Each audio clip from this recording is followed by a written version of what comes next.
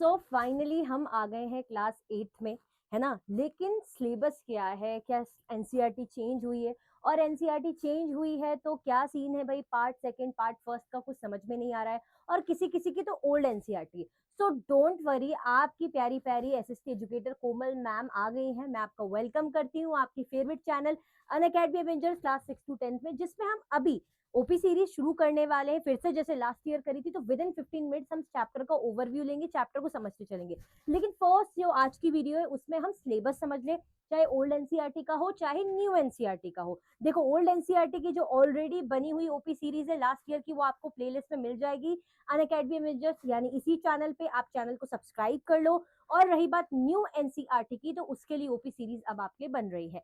ठीक है, तो फटाफट से स्टार्ट करते हैं समझना। So are you ready? Yes, you guys are ready, क्योंकि अब जो है टाइम आ गया है। सो स्टार्ट करते, अगर हम बात करें ओल्ड एनसीईआरटी से ही समझते हैं। ठीक है, तो ओल्ड एनसीईआरटी में सबसे पहले हम किससे समझना स्टार्ट करेंगे? हमारी हिस्ट्री सेक्शन से। ब्रीफ दूंगी, ज्यादा डीप ऐसे नहीं बताने वाली, है ना। बस समझते हैं चीजों को। तो यहाँ पे क्या लिखा है, हमारा वेरी फर्स्ट चैप्टर है हाउ, व्हेन एंड वेयर। अगर हम बात करें यहाँ पे, हम समझेंगे कब, कहाँ और कैसे, किस तरीके से। यानी यहाँ पे डेट्स क्यों इंपॉर्टेंट होती है, हिस्ट्री का क्या रोल होता है, कैसे सर्वे सिस्टम होता था, बहुत सी चीजें। कैसे ब्रिटिशर्स आए, उनको लगता था कि हम सिविलाइज नहीं है, हमें सिविलाइज करने की कोशिश की गई, हमें ऐसा माना गया जैसे हम भी, हमारा कोई कल्चर ही नहीं है, हमारा जो जो है हिस्ट्री अंधकार में थी। तो इस तरीके से क्या हुआ, एडमिनिस्ट्रेशन क्या चेंजेस आए, क्या रिकॉर्ड्स रखे गए, ये सारी चीजें हमें इस चैप्टर में देखने को मिलती है। तो बेसिकली बहुत सिंपल सा बट थोड़ा सा बोरिंग चैप्टर देखने को मिलता है, बट स्टिल। सेकेंड चैप्टर की बात करें तो ये है धमाकेदार चैप्टर की। इसमें बताया जाता है कि कैसे ईस्ट इंडिया कंपनी ट्रेड के पर्पज से आई थी, लेकिन जब वो ट्रेड कर रही थी तो बहुत से नवाब्स और राजाज उन पे रोक लगा रहे थे, क्योंकि ये भी अपनी मनमानी कर रही थी। और जब कोई मनमानी करेगा दूसरे की जगह पर आके, तो राजा लोग तो बोलेंगे ही। अब ऐसे में कंपनी को हो रही थी दिक्कत, तो कंपनी ने सोचा कि अब करनी पड़ेगी हमें चालाकियां और मनमानी। तो कैसे ट्रेड टू टेरिटरी यहाँ पे स्टेब्लिश करने का सपना बना और धीरे धीरे कॉलोनाइजेशन की प्रोसेस होने लगी, वो इस चैप्टर में देखेंगे। अब बात करते हैं रूलिंग द कंट्री साइड। भाई, शहरों को नहीं छोड़ा तो गांव को कैसे छोड़ेंगे? तो भाई, गांवी इलाकों में अपने अपने नए नए सिस्टम, है ना, रेवेन्यू सिस्टम लगाने लगे, जैसे रियोतवारी सिस्टम, महालवारी सिस्टम, है ना, या परमानेंट सेटलमेंट सिस्टम। अलग अलग सिस्टम लगा के यहाँ पे जो है गांव के लोगों को परेशान किया गया। इंडिगो जो है उगाने की बात की गई, ताकि जो इंडिगो है कहाँ जाए, वो सब एक्सपोर्ट होता था यूरोप में, क्योंकि वहां पे अच्छी खासी डिमांड थी। इंडिगो जो है यहाँ पे रिवेलियन हमें देखने को मिलता है, क्योंकि रियोत से वो बहुत ज्यादा परेशान हो गए थे। तो रूलिंग द कंट्री साइड, कैसे गाँव इलाकों में इन्होंने रूल करना स्टार्ट करा, वहां भी तंग कर दिया। देन पहुंचते हैं यहाँ पे आदिवासी एरिया पे, tribal dikus and vision of a golden age. अब शहर को नहीं छोड़ा, गांव को नहीं छोड़ा, तो बेचारे जो है जंगल वाले एरिया को कैसे छोड़ेंगे? तो बेचारे ट्राइबल पीपल तक इनसे परेशान थे, कैसे उनको उनकी जगहों से हटा दिया गया। बेचारे दर दर भटकने लगे, जो है लेबर हो गए, कहीं कहीं जॉब्स कर रहे हैं, वहां पर भी इनके साथ एक्सप्लॉयटेशन होता था। तो ये सारी चीजें हमें इस चैप्टर में देखने को मिलती है। When people rebel 1857 and after. अब क्या लगता है आपको कि लोग इतना सहने के बाद चुप रहेंगे? तो इतना सब सहते सहते सालों हो गए, तो फाइनली यहाँ पे 1857 का महा रिवोल्ट हम कहते हैं देखने को मिलता है, जहां पर चाहे राजा हो, नवाब हो, आम जनता हो, औरतें हो, आदिवासी ग्रुप हो, गांव के लोग हो, हर कोई बढ़ चढ़ के इस रिवोल्ट में हिस्सा ले रहा था, क्योंकि सब त्रस्त हो चुके थे, सब परेशान हो चुके थे। लेकिन कुछ टाइम तक सिचुएशन ऐसी रही जो ब्रिटिशर्स के अगेंस्ट रही, बट फाइनली बाद में उन्होंने क्या करा, तख्ता पलट कर दिया और सिचुएशन अपने फेवर में कर ली। तो वो सब हमें इस चैप्टर में देखने को मिलता है। बढ़िया चैप्टर है ये।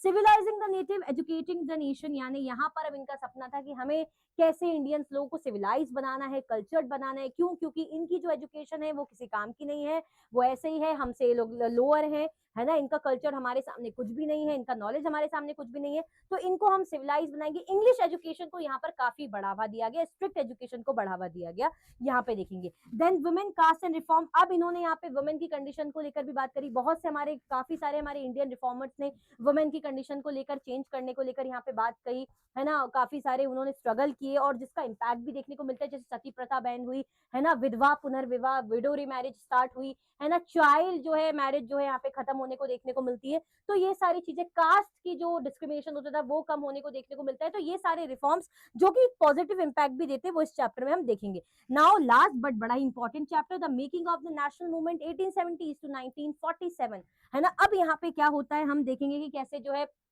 वर्नेकुलर प्रेस एक्ट आया, है ना, इल्बर्ट एक्ट आया, और जिसके चलते जो कॉमनर थे, जो इंडियंस थे, परेशान हो रहे थे।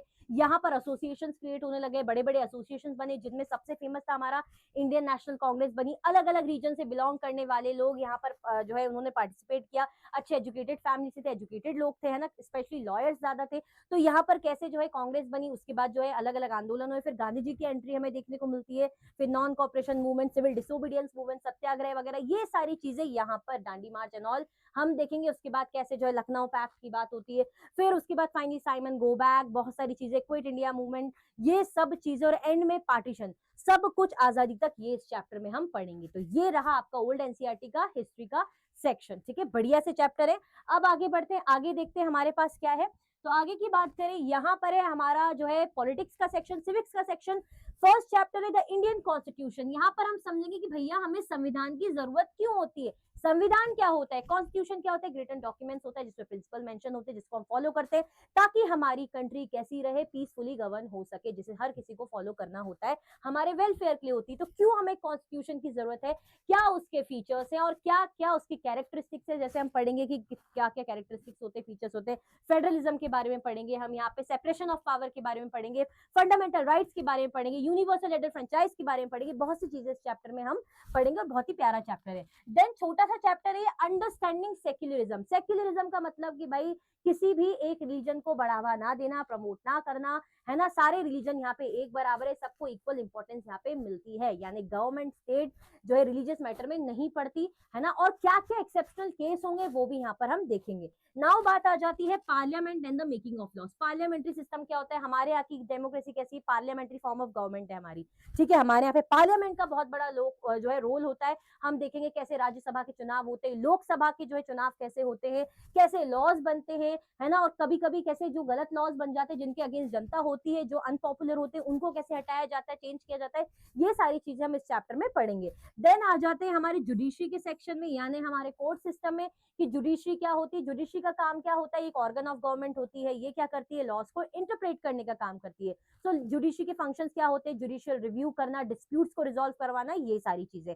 उसके बाद अपेलेट सिस्टम क्या होता है, कैसे अलग अलग लेवल होते हैं, लोकल लेवल जो है कोर्ट होता है, उसके बाद लोअर लेवल कोर्ट होता है, उसके बाद हमारा हाई कोर्ट होता है, उसके बाद सुप्रीम कोर्ट होता है, और कैसे ये तीनों ही इंटीग्रेटेड होते हैं, ये सब चीजें हम पढ़ेंगे, और कैसे हमारी जुडिशरी इंडिपेंडेंट होती है।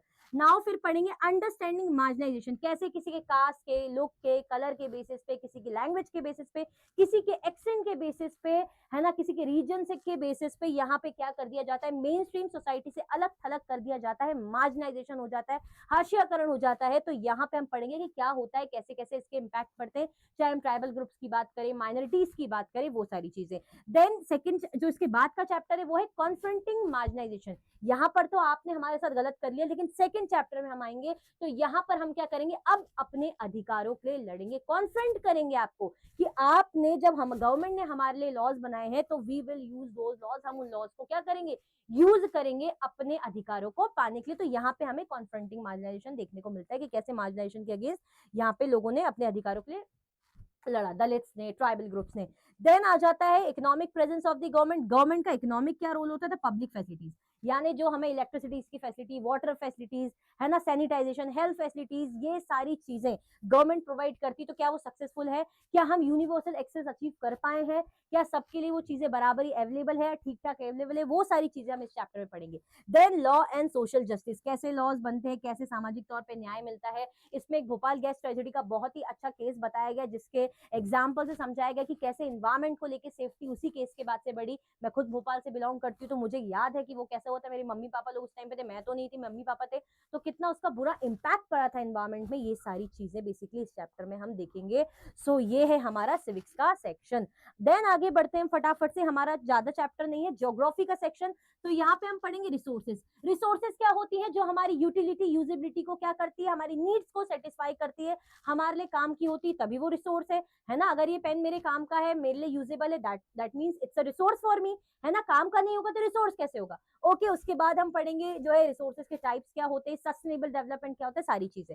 देन हम पढ़ेंगे लैंड के बारे में, सॉइल के बारे में, water, natural vegetation, wild life के बारे में, और कैसे ये धीरे धीरे हार्म हो रहे हैं, डिग्रेड हो रहे हैं, इनको कैसे प्रोटेक्ट करना है, ये सारी चीजें पढ़ेंगे। एग्रीकल्चर क्या होता है, कितने टाइप्स ऑफ एग्रीकल्चर इंडिया में पाए जाते हैं, कैसी वेराइटी होती है ना, कैसे एग्रीकल्चर डेवलपमेंट, फूड सिक्योरिटी बनाने की जरूरत है क्योंकि जनता बढ़ रही है, उनके लिए फूड उतना होना चाहिए, क्या होता है, ये सारी चीजें हम एग्रीकल्चर चैप्टर में पढ़ेंगे। आफ्टर दैट हम इंडस्ट्रीज पढ़ेंगे। इंडस्ट्रीज का काम क्या होता है, जो भी प्रोडक्ट आज आपको दिख रहा है हम यूज करें वो इंडस्ट्रीज के थ्रू है, तो कितने टाइप्स ऑफ इंडस्ट्रीज होती है, कैसे फैक्टर्स जो है अफेक्ट करते हैं इंडस्ट्रीज के लोकेशन में, कौन सी इंडस्ट्रीज जो है बैकबोन का काम करती है, ये सारी चीजें हम इंडस्ट्रीज चैप्टर में पढ़ेंगे। देन ह्यूमन रिसोर्सेज की बात करें तो यहाँ पर हम, आप क्या है, हम रिसोर्स है, हम ह्यूमन बींग्स हैं, हम अपने नॉलेज का इस्तेमाल करते हैं, अपने स्किल, अपने टैलेंट का इस्तेमाल करते हैं, और रिसोर्सेज से और भी रिसोर्सेज का क्रिएशन करते हैं, है ना। क्या होती है ह्यूमन रिसोर्सेज, कहाँ कहाँ कितनी कितनी पॉपुलेशन है, पॉपुलेशन डिस्ट्रीब्यूशन कैसा है, माइग्रेशन कैसे इंपैक्ट करता है, डेथ रेट, बर्थ रेट कैसे पॉपुलेशन चेंज को इंपैक्ट करती है, ये सारी चीजें इस चैप्टर में हम पढ़ेंगे।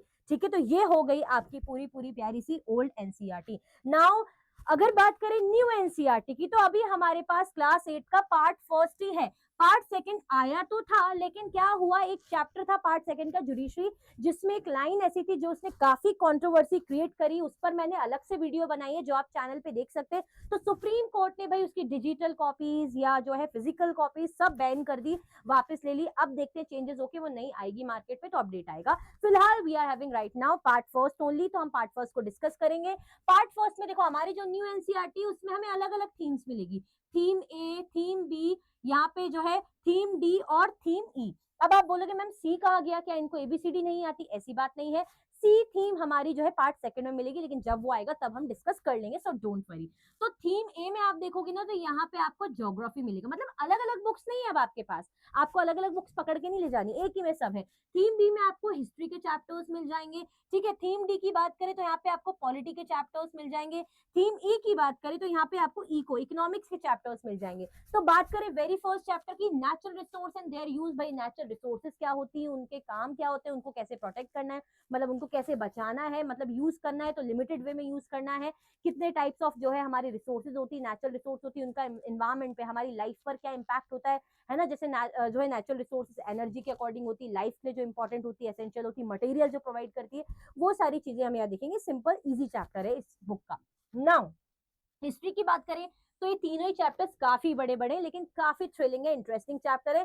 तो रीशेपिंग इंडियाज पॉलिटिकल मैप, अगर हम बात करें जिसकी ओल्ड एनसीईआरटी रही है क्लास 7th में, तो उन्होंने पढ़ा होगा यहाँ पे दिल्ली सल्तनत के बारे में, मुगल्स के बारे में, चोल्स के बारे में, तो वो सारी चीजें यहाँ पर दे दी। मतलब सोचो दिल्ली सल्तनत से लेके मुगल एम्पायर तक, कुछ साउथ के हमारे किंगडम्स की बात करें, है ना, हरिहरा बुका का रोल हमें देखने को मिलता है, कृष्णदेव राय का हमें रोल देखने को मिलता है ना, बहामनी सल्तनत वगैरह, ये सारी चीजें हमें यहाँ देखने को मिलती है। तो सोचो इतनी सारी चीजें इस एक चैप्टर में डाल दी है, बट चैप्टर इंटरेस्टिंग है, डोंट वरी, मैं अच्छे से समझाऊंगी आपको। Now the rise of the Marathas, भाई मराठा पावर, ब्रिटिशर से पहले सबसे बड़ी पावर उस टाइम पे, उस जमाने में मराठा पावर थी, कैसे स्प्रेड हुई, कैसे एक्सपांड हुई, मिलिट्री पावर कैसी थी, नावल पावर कैसी थी, क्या वॉर जो है उनके एडमिनिस्ट्रेशन था, क्या उनका नॉर्मल एडमिनिस्ट्रेशन था, क्या टैक्स सिस्टम था, ये सारी चीजें हम इस चैप्टर में पढ़ेंगे। नाउ फिर आ जाते हैं the colonial era of India, कैसे कॉलोनाइजेशन होता है, कैसे यूरोपियन पावर्स आती है, पहले पोर्तुगीज आती है, उसके बाद जो है हमारी डच आती है, डच के बाद फ्रेंच आती है, फ्रेंच के बाद हमारी ब्रिटेन आती है, और कैसे फाइनली कार्नेटिक वॉर के बाद हमारी ब्रिटेन क्या हो जाती है, ओवरऑल जम जाती है, और धीरे धीरे डिवाइड एंड रूल, अलग अलग पॉलिसीज अपना के, सब्सिडरी अलायंस, है ना, पैरामाउंसी पॉलिसी, और अपना अपना के हमारी जान ले लेके अपनी कॉलोनी स्टैब्लिश करती है और हमें लूटती है, परेशान करती है। अलग अलग जगह से रिबेल भी होते हैं, बट स्टिल इनकी जीत यहाँ पे होते हुए देखने को मिलती है, बट आखिरी में तो हमारी जीत हो ही जाती है, तभी आज हम आजाद हैं। तो वो सारी चीजें हम इस चैप्टर में पढ़ेंगे। तो काफी बड़े बड़े चैप्टर्स है, पहली बता रही हूँ। नाउ बात करते हैं गवर्नेंस एंड डेमोक्रेसी की, तो चैप्टर 5 है, मतलब ये हमारा सिविक्स का सेक्शन है। चैप्टर 5 है हमारा universal franchise in India's electoral system. Universal adult franchise का मतलब हमें पता है ना, जब पर्सन 18+ हो वो क्या कर सकता है, वोट दे सकता है। अब वोट दे सकता है तो वोटिंग सिस्टम क्या है, क्या होती है ECI, election commission of India का रोल क्या होता है, कैसे वो जो है इलेक्शंस करवाती है, रिजल्ट्स का क्या जो है रूल्स रूल्स एंड रेगुलेशंस बना के रखती है कैंडिडेट्स के लिए, पार्टीज के लिए, जो मॉडल कोड ऑफ कंडक्ट उन्हें फॉलो करने पड़ते हैं। अब जो देख नहीं सकते, जो चल नहीं सकते, जो घर पे ही रहते हैं, उनके लिए क्या फैसिलिटीज है वोटिंग सिस्टम की, क्योंकि हर एक का वोट जो है बहुत इंपॉर्टेंट है। तो क्या रोल होता है ईसीआई का, इलेक्शन कमीशन का, इलेक्टोरल सिस्टम हमारा क्या होता है, सारी चीजें इस चैप्टर में हम देखने वाले हैं। नाउ चैप्टर 6 की यहाँ पर बात करें तो चैप्टर 6 है हमारा, यहाँ पे है the parliamentary system, legislature and executive, है ना। Parliamentary system, legislature and executive. Legislature का काम क्या होता है, लॉज बनाना। एग्जीक्यूटिव का काम क्या होता है, लॉज को एग्जीक्यूट करना। तो क्या पार्लियामेंट्री फंक्शन हमारी लेजिस्लेचर फॉलो करती है, कैसे जो है रूल्स बनाती है, मतलब बेसिकली लॉज बनाती है, कैसे बिल एक्ट, है ना, फिर फाइनल लॉ बनता है, प्रेसिडेंट उनको कैसे जो है फाइनल साइन करते हैं, ये सारी चीजें, मनी बिल रिलेटेड चीजें, लोकसभा राज्यसभा का रोल, ये सारी चीजें हम देखेंगे। एग्जीक्यूटिव यानी अब हमारी गवर्नमेंट, गवर्नमेंट का क्या काम है, एग्जीक्यूटिव का काम क्या होता है, एग्जीक्यूट करना। तो ये सारी चीजें इस चैप्टर में हम देखने वाले हैं। नाउ बात करें हमारे last but not the least chapter, factors of production. That means if I am using this pen, if I am using this rubber band, if I am wearing this jacket, that means कहीं ना कहीं से ये produce हुए हैं, manufacture हुए हैं। तो फैक्टर्स ऑफ प्रोडक्शन, तो क्या क्या फैक्टर्स होते हैं गुड्स को प्रोड्यूस करने में, क्या क्या काम आते हैं, जैसे लैंड होना चाहिए, बिल्डिंग होनी चाहिए, मशीनरी होनी चाहिए, इंडस्ट्रीज, वही हम बात करें, कैपिटल, सबसे पहले पैसा होना चाहिए, और इन सबको मैनेज करने के लिए हमारे पास एक इंसान होना चाहिए, जैसे जो रिस्क लेता है, एंटरप्रेन्योर, है ना, और साथ में हम कह सकते हैं यहाँ पे लेबर होनी चाहिए। तो ये सारी चीजें हमारे प्रोडक्शन के फैक्टर्स हैं जो किसी भी चीज को प्रोड्यूस करने में इंपॉर्टेंट रोल प्ले करते हैं। ह्यूमन रिसोर्सेज का क्या रोल है, ये सारी चीजें हम यहाँ पे देखने वाले हैं। तो ये रही हमारी दोनों ही एनसीईआरटी, ओल्ड और न्यू एनसीईआरटी। मैं फिर से बोल रही हूँ, न्यू एनसीईआरटी का पार्ट सेकंड का अभी कुछ भी अपडेट नहीं है, इसीलिए मैं पार्ट फर्स्ट के साथ ही आई हूँ। जैसे ही पार्ट सेकंड का अपडेट आएगा, definitely I will be there for you, और आपके सारे डाउट क्लियर हो जाएंगे। तो खुश नहीं होना है कि सिर्फ 7 चैप्टर से, वाह बल्ले जी बल्ले। हाँ, अगर कुछ नहीं आया एंड तक तो बात और है, लेकिन पॉसिबिलिटीज बहुत कम है, मैं आपको फेक होप्स नहीं दूंगी, ठीक है। तो आई होप आपको आज की क्लास में मजा आया होगा, चीजें अच्छे से समझ में आई होगी। जस्ट ओवरव्यू हमने लिया है। तो आप क्या कर सकते हैं, देखो अनअकैडमी के सब्सक्रिप्शन पे बढ़िया बढ़िया ऑफ चलता रहता है, डिस्काउंट चलता रहता है, बैचेस पे ऑलमोस्ट 60% तक भी ऑफ चलता है।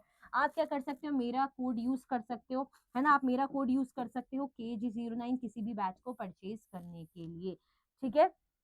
ओके, सो चैनल को जिसने भी सब्सक्राइब नहीं किया सब्सक्राइब कर लो। ओल्ड एनसीईआरटी की ओपी सीरीज ऑलरेडी अपडेटेड है, प्लेलिस्ट में डली हुई है चैनल के, चैनल को सब्सक्राइब करके आप देख सकते हो। और अपकमिंग जो है न्यू एनसीईआरटी की ओपी सीरीज के चैनल को सब्सक्राइब करके रख लो, ज्यादा से ज्यादा वीडियो को शेयर करो, अपने फ्रेंड्स की हेल्प करो। इसी तरीके से हम मिलेंगे वेरी फर्स्ट चैप्टर की ओपी सीरीज के साथ। Thank you so much for watching.